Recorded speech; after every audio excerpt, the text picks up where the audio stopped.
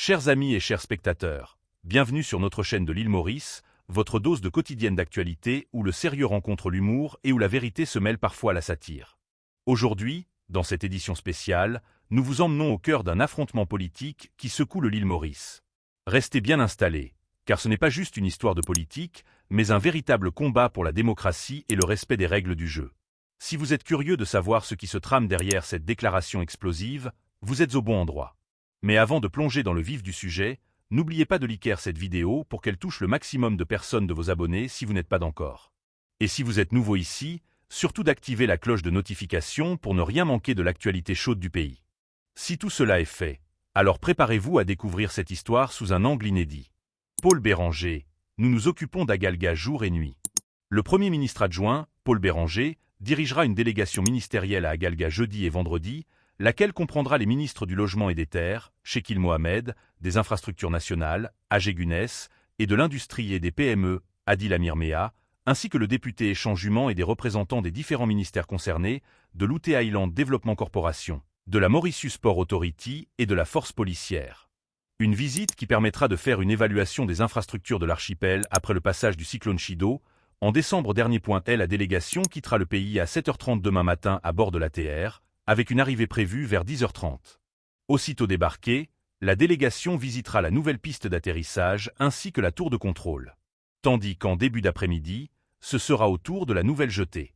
Les membres de la délégation se rendront ensuite dans les bâtiments gouvernementaux, à la Fourche, avant de prendre la direction du village 25, où une rencontre avec les Agaléens est prévue.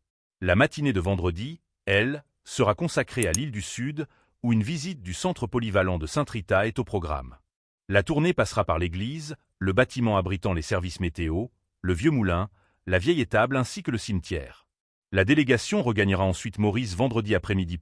En annonçant cette visite vendredi dernier, dans un discours prononcé à l'occasion de son anniversaire, Paul Béranger a affirmé que le gouvernement s'occupe d'Agalga jour et nuit.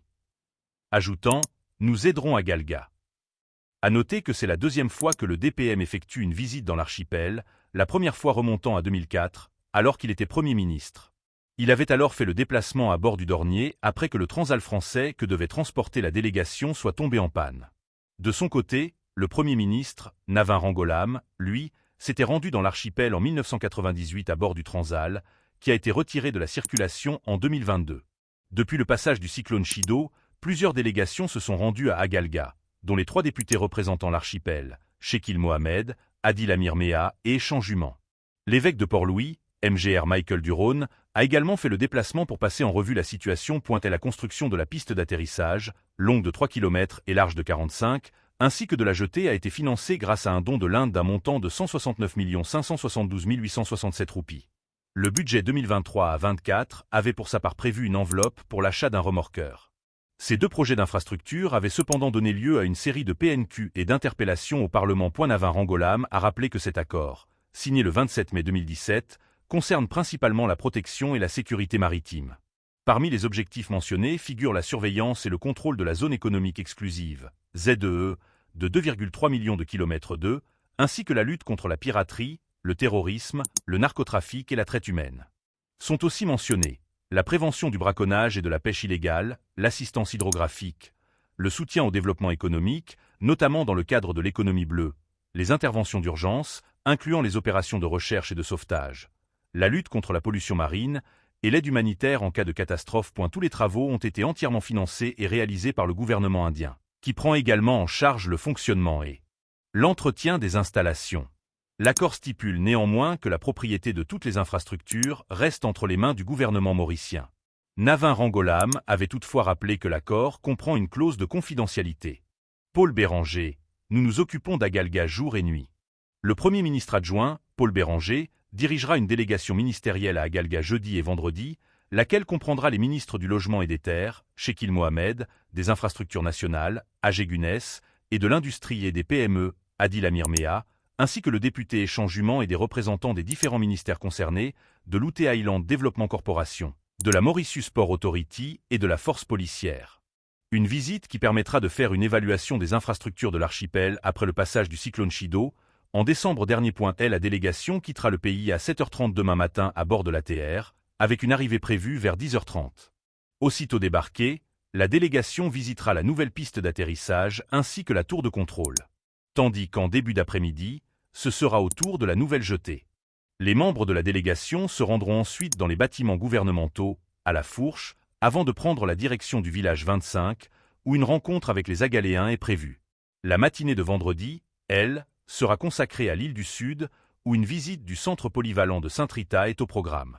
La tournée passera par l'église, le bâtiment abritant les services météo, le vieux moulin, la vieille étable ainsi que le cimetière. La délégation regagnera ensuite Maurice vendredi après-midi. En annonçant cette visite vendredi dernier, dans un discours prononcé à l'occasion de son anniversaire, Paul Béranger a affirmé que le gouvernement s'occupe d'Agalga jour et nuit. Ajoutant « Nous aiderons Agalga ».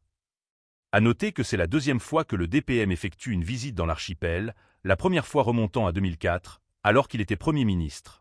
Il avait alors fait le déplacement à bord du Dornier après que le Transal français que devait transporter la délégation soit tombé en panne.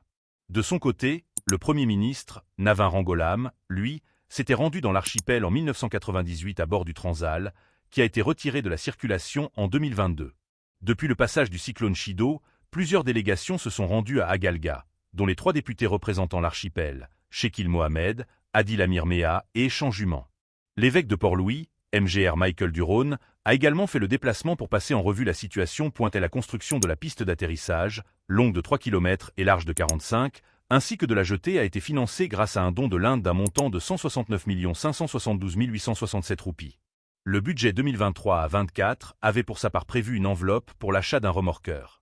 Ces 2 projets d'infrastructure avaient cependant donné lieu à une série de PNQ et d'interpellations au Parlement. Navin Rangolam a rappelé que cet accord, signé le 27 mai 2017, concerne principalement la protection et la sécurité maritime.